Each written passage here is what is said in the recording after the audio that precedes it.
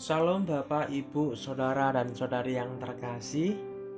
Kita akan bersama-sama merenungkan kebenaran firman Tuhan di pagi hari ini. Sebelum kita melakukan aktivitas kita di sepanjang hari ini, mari kita bersatu di dalam doa. Kami mengucap syukur kepada Bapa di sorga yang telah menolong memelihara setiap nafas kehidupan kami.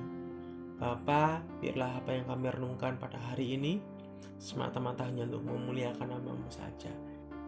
Kami siap membaca merenungkan kebenaran firman-Mu hanya di dalam nama Tuhan Yesus Kristus. Haleluya. Amin. Bapak, Ibu, Saudara, dan Saudari yang terkasih, renungan kita di pagi hari ini bertema biji sesawi yang terambil di dalam kitab Markus 4 ayat 30-32. Lembaga Alkitab Indonesia memberi judul Perumpamaan tentang biji sesawi. Katanya lagi, dengan apa hendak kita membandingkan kerajaan Allah itu?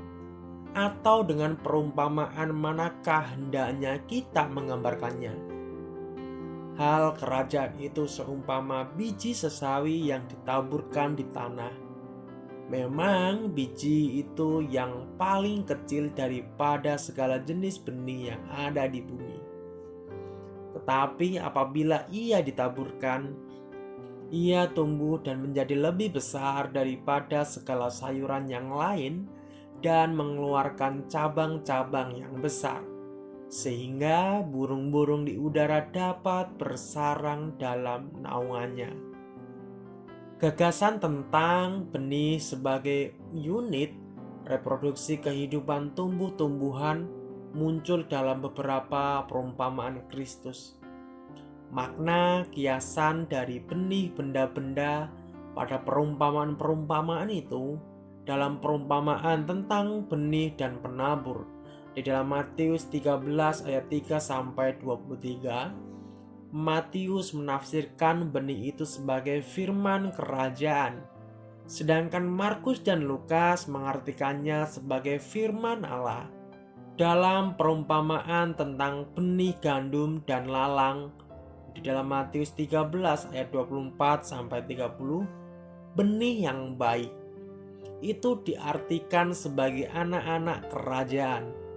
Sedangkan dalam perumpamaan tentang biji sesawi di dalam Matius 13 ayat 31 dan 32 dan juga di dalam Markus 4 ayat 30-32. Benih itu menunjuk pada kerajaan sorga. Dalam Markus 4 ayat 26-29, rahasia sekitar perkembangan kerajaan Allah disamakan dengan perkembangan pertumbuhan sebutir benih. Kita melihat fenomena pertumbuhan pohon dan kita mengetahui bahwa Allah sedang bekerja mengembangkan kerajaannya.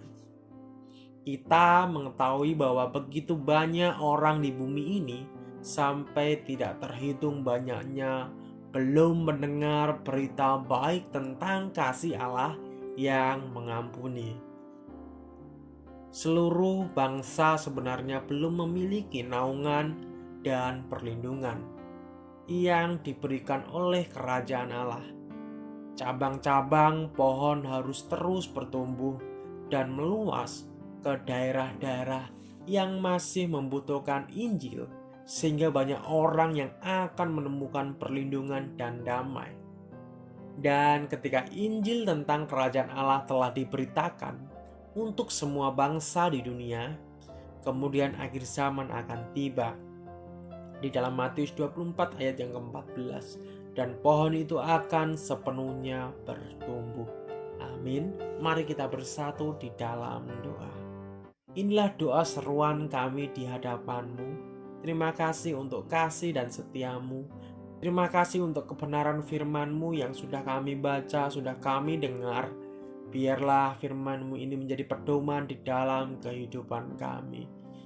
Biarlah dunia mengaku bahwa Engkau adalah Tuhan dan Juru Selamat kami yang hidup, yang menolong dan memberkati setiap kami.